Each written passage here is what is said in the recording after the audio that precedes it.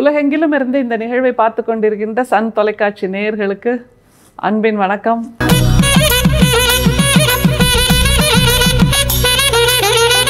தமிழ் சித்தர் பாடல்கள் வரிசையில் வள்ளலாருடைய உரைநடை பகுதி இன்னைக்கு நம்ம சொன்னோம் இல்லையா, அந்த ஜேஹெச் கார்ஸ்டின் அப்படிங்கிற அந்த கடலூர் அந்த மாவட்டத்தின் தென்னார்காடு மாவட்டத்தின் ஆட்சி தலைவராக இருந்தவர் ஒரு கவர்மெண்ட் ஆர்டர் ஜிஓ எழுதியிருக்காரு 1878ஆம் வருஷத்தில்.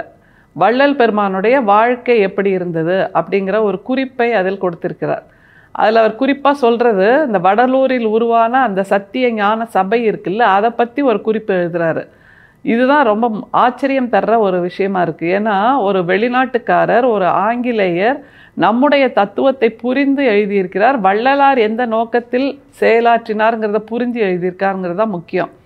அவர் அந்த பத்தியில் எழுதுகிறாரு, வள்ளல் பெருமான் 1872 வடலூரில் ஒரு எண்கோண வடிவத்தில் செப்பு தகடு வேய்ந்த கோபுரத்தை அமைத்தார். அந்த கோபுரத்தை அமைத்த அந்த இடத்திலிருந்து பார்த்தால் சிதம்பரம் தில்லை நடராஜர் கோயிலின் 4 கோபுரங்களும் தெரியும்படி இந்த இடம் தேர்ந்தெடுக்கப்பட்டது அப்படிங்கிறார்.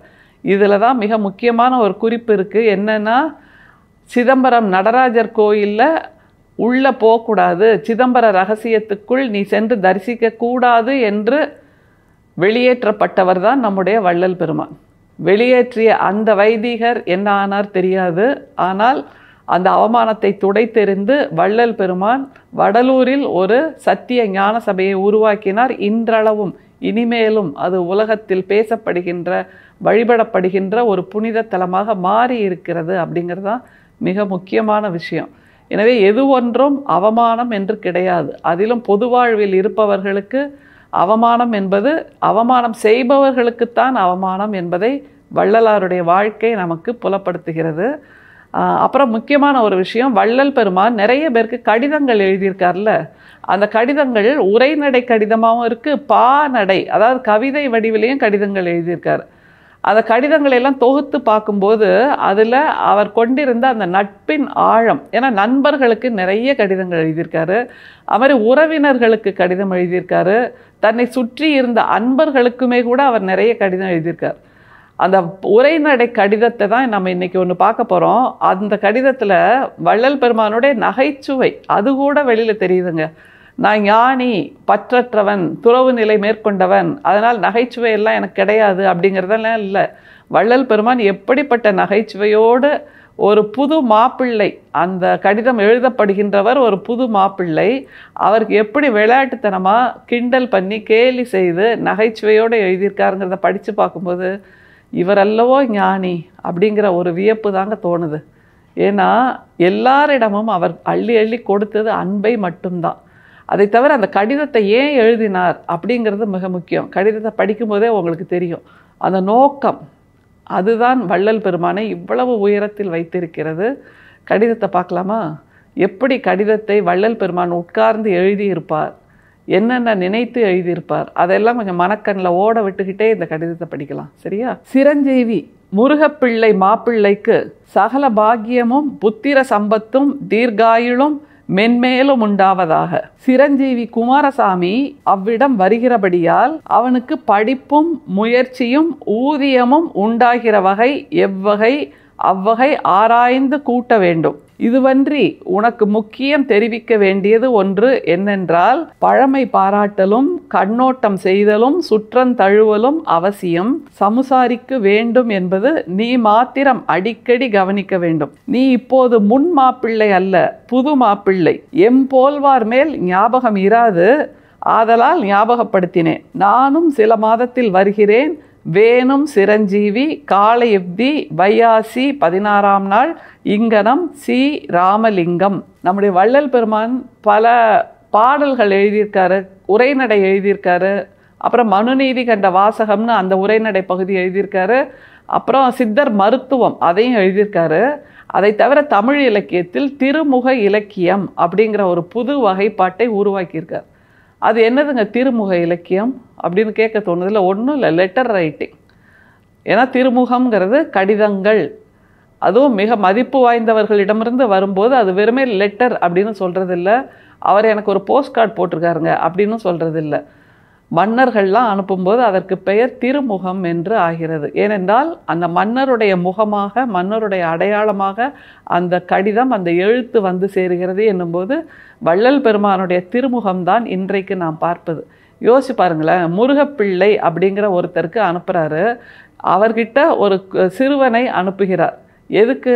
பாடம் படிக்க வைக்கணும், அவருக்கு வேண்டிய வசதிகளை செய்து கொடுக்கணும், அவருடைய முகம் கோணாமல் பார்த்து கொள்ள வேண்டும் அப்படிங்கிற குறிப்புகளை எல்லாம் கொடுக்குறாரு.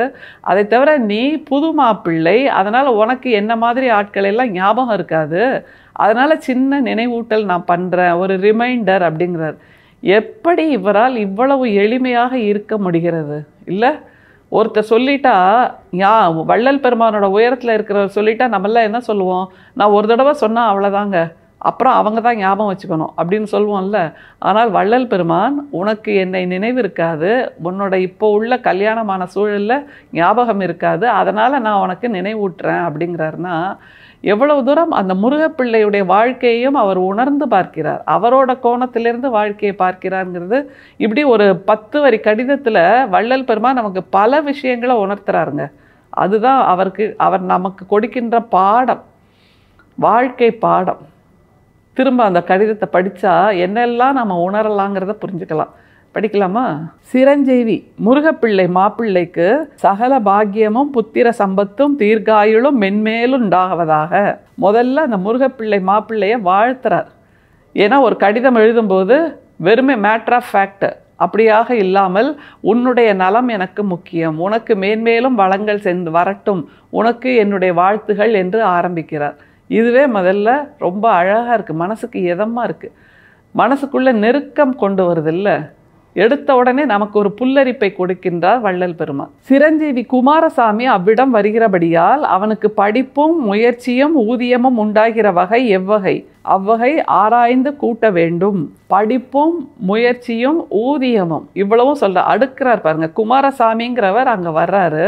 அவர் மிக எளிய நிலையில் இருக்கிற ஒருவராகத்தான் இருக்க வேண்டும். ஏனென்றால் படிப்பதற்கு வசதி இல்லை, முயற்சி செய்வதற்கு வாய்ப்பு இல்லை. இப்படிங்கிற நிலையில் இருக்கிற ஒருத்தர் வர்றார் அப்படிங்கும்போது அவங்க அந்த பக்கம் எள்ளி நகையாடிடக்கூடாது இல்லை? அவரை ரொம்ப எளிமையான பையன் தானே நீ அப்படின்னு சொல்லிடக்கூடாது. ஆனால் அவர் மீது மதிப்பு கூட்டும்படியாக வள்ளல் பெருமான் அவருக்கு மரியாதையான வார்த்தைகளை கொடுத்து நம்முடைய முருகப்பிள்ளையிடம் அனுப்புகிறார். இது நம்ம அடுத்தது கவனிக்க வேணும். ஏன்னா நம்மக்கிட்ட ஒருத்தர் உதவி கேட்டு வந்துட்டாங்கன்னா, நீ போ நான் பார்த்துக்கிறேன், அவர்கிட்ட தானே சொல்லணும், நான் பேசிக்கிறேன் போ அப்படின்ட்டு எடுத்தெறிந்த மாதிரி பேசக்கூடாது என்பதற்கு ஒரு அடையாளம் இந்த கடிதம். அப்புறம் என்ன சொல்றார் பாருங்க. இதுவன்றி உனக்கு முக்கியம் தெரிவிக்க வேண்டுவது ஒன்று என்னென்றால், பழமை பாராட்டலும் கண்ணோட்டம் செய்தலும் சுற்றம் தழுவலும் அவசியம் சமுசாரிக்க வேண்டும் என்பது நீ மாத்திரம் அடிக்கடி கவனிக்க வேண்டும்.